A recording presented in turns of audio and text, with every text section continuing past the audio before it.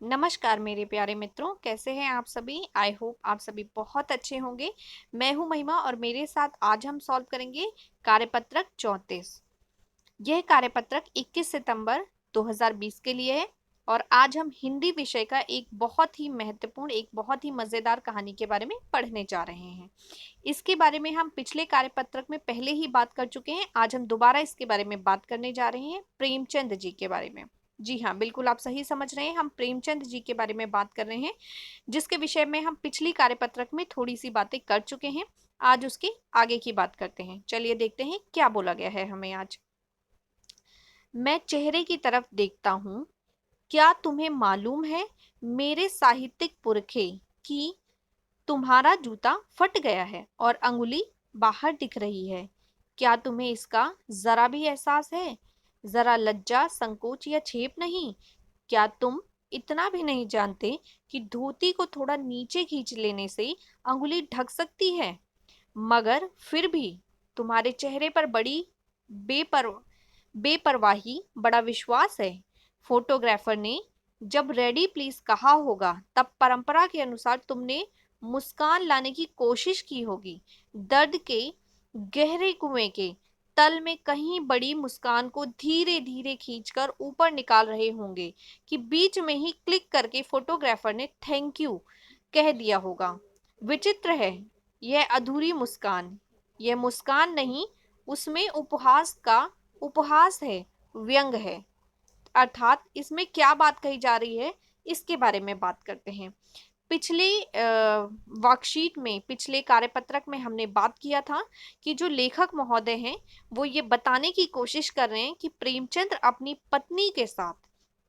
जी अपनी पत्नी के साथ एक फोटो क्लिक करवाने की कोशिश कर रहे हैं। और उसमें उन्होंने बताया था कि प्रेमचंद जी ने धोती और कुर्ता पहना हुआ है, पैरों में जूता पहना हुआ है और सर पे एक मोटे कपड़े की टोपी पहनी हुई है। उन्होंने जो जूता पहना हुआ है उसके जो धागे हैं वो उल्टे सीधे बांधे गए हैं और उनके एक पैर का जूता जो है वो फटा हुआ है, जिसमें एक छेद है जिससे उनकी उंगली बाहर निकल रही है। तो ये हमें पिछले कार्यपत्रक में पहले ही बताया जा चुका है। इसमें बताया गया है हमारे आज के कार्यपत्रक में कि मैं चेहरे की तरफ देखता हूँ। किसके चेहरे की? प्रेमचंद जी के चेहरे की तरफ देखता हूँ, उनकी फोटो के चेहरे की तरफ देखता हूँ।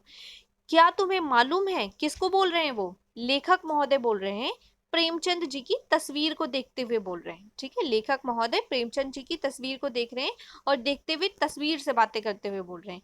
क्या तुम्हें मालूम है मेरे साहित्यिक पुरखे मतलब जैसे जो पहले किताबें लिखा करते थे या कहानियां लिखा करते थे वो साहित्यिक के पुरखे हो गए, और जो आज के लिखते हैं वो न्यू जनरेशन के हो गए। ठीक है, तो वो कहते हैं कि वो साहित्यिक पुरखे हो गए। लेखक आज का लेखक है और जो जिनकी बात कर रहा है वो पहले के लेखक है, इसलिए वो साहित्यिक पुरखे हो गए। पुरखे मतलब जो आपके पूर्वज होते हैं।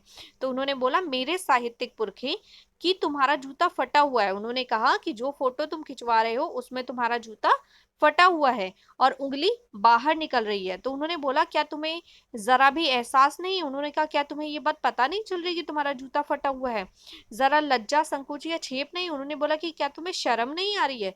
जैसे कि आज की जनरेशन में अगर हम लोग कोई ड्रेस पहनते हैं या हमने कोई शूज पहने और उसमें कोई भी डिफेक्ट आता है छोटा सा, तो क्या हम कितना मतलब बेकार सा महसूस करते हैं, हम कंफर्टेबल ही नहीं फील करते। तो ऐसे ही वो जो तस्वीर से बोलने की कोशिश कर रहे हैं लेखक महोदय कि क्या आपको लज्जा नहीं आ रही, क्या आपको शेप नहीं हो रहा है? इतना भी नहीं जानते? उन्होंने बोला इतना भी नहीं जानते कि धोती को अगर थोड़ा नीचे खींच लेते तो जूता जो है वो ढक जाता, जिसके कारण उसका छेद नहीं दिखाई देता, छिप जाता, अंदर छिप जाता। ठीक है, तो उन्होंने कहा कि लेकिन तुम्हें शर्म आ रही होगी। जब फोटोग्राफर ने कहा होगा रेडी प्लीज, तो क्या होगा? तब तुम्हें शर्म आ रही होगी। लेकिन उसने कहा होगा मुस्कुराइए, उसने मुस्कान के लिए कहा होगा। तो लेखक महोदय कहने का प्रयास कर रहे हैं कि प्रेमचंद जी के अंदर मुस्कान नहीं आ रही होगी। क्यों नहीं आ रही होगी? क्योंकि उनको उनका जूता फटा है और वो अच्छे नहीं लग रहे हैं, इस बात का संकोच होगा और संकोच के कारण उनके अंदर मुस्कान नहीं आ रही होगी। इसीलिए कहा गया है कि वो कोशिश कर रहे होंगे मुस्कुराने की। दर्द के गहरे कुएं के तल में कहीं पड़ी मुस्कान को धीरे धीरे खींचकर ऊपर लाने का प्रयास कर रहे होंगे, यानी कि वो परेशान हैं, वो दुखी हैं, वो दर्द में हैं, उनको दुख है। ठीक है, और वो उस दुख से कि इस कंडीशन में उनको फोटो खिंचवानी पड़ रही है, इस बात का दुख है, और उस दुख में वो अपने अंदर से, जब इंसान दुखी होता है तो क्या इंसान के चेहरे पे मुस्कान आती है? नहीं। तो लेखक महोदय कह रहे हैं कि वो इसी बात का दुख था उनके अंदर, और उसी दुख के कारण वो मुस्कुरा नहीं पा रहे थे, और वो मुस्कुराने की कोशिश कर रहे थे। इससे पहले कि वो मुस्कुरा पाते तब तक फोटो क्लिक हो गई, यानी कि फोटो खिंच गई। ठीक है, और फोटोग्राफर ने बोल दिया थैंक यू, यानी कि फोटो खिंच गई। तो इसलिए उन्होंने कहा विचित्र है अधूरी मुस्कान। इसलिए इस तस्वीर में प्रेमचंद जी के जो चेहरे पे मुस्कान है वो कैसी मुस्कान है? अधूरी मुस्कान है। उन्होंने बोला ये अधूरी मुस्कान इसीलिए है। ठीक है, ये मुस्कान नहीं, उसमें उपहास है, व्यंग है। उन्होंने बोला एक तरीके से आप कह सकते हो कि ये मुस्कान नहीं है, ये एक व्यंग है, एक तरीके का कमेंट है जो उनके ऊपर किया जा रहा है कि प्रेमचंद जी कहीं ना कहीं अंदर से इस बात को महसूस कर रहे थे, वो शर्म को महसूस कर रहे थे, जिसके कारण वो मुस्कुरा नहीं पा रहे थे, ऐसा लेखक महोदय का मानना है। ठीक है, तो ये था हमारा आज का टॉपिक। चलिए बात करते हैं आगे आज के प्रश्नों की।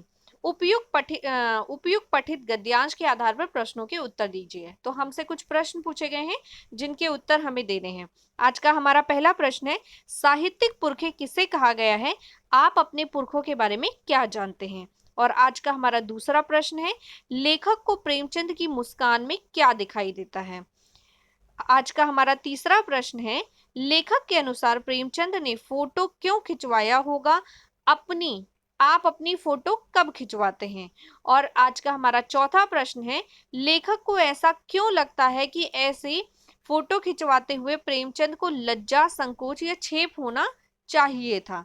और आज का हमारा अंतिम प्रश्न है, गद्यांश में आए आगत विदेशज शब्दों को छांटिए, यथा रेडी प्लीज, यानी कि एग्जाम्पल आपको दे रखा है रेडी प्लीज, कि इस तरह के शब्दों को छांटिए और यहाँ पर लिखिए। तो ये है हमारे आज के चारों प्रश्न, और अब हम बात करेंगे इनके उत्तरों की। उससे पहले हमारा आज का पहला प्रश्न है, साहित्यिक पुरखे किसे कहा गया है?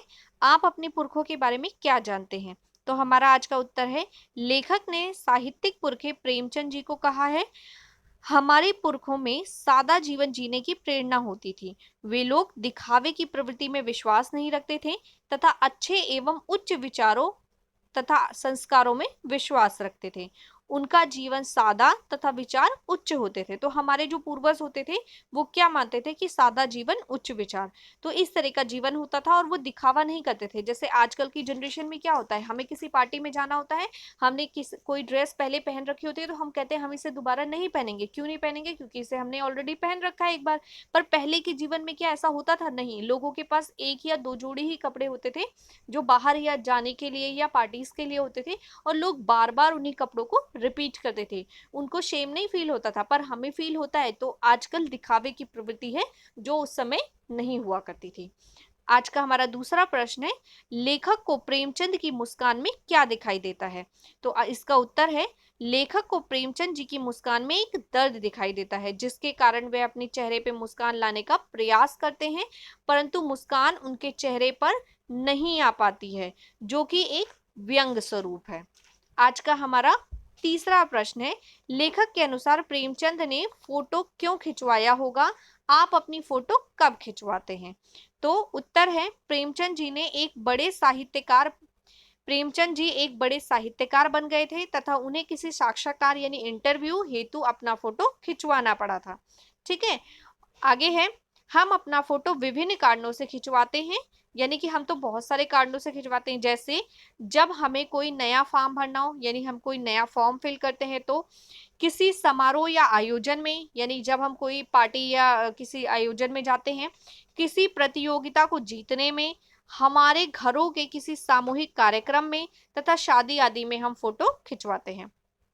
आगे देखते हैं आज का हमारा चौथा प्रश्न, लेखक को ऐसा क्यों लगता है कि ऐसे फोटो खींचते हुए प्रेमचंद को लज्जा, संकोच या छेप होना चाहिए था?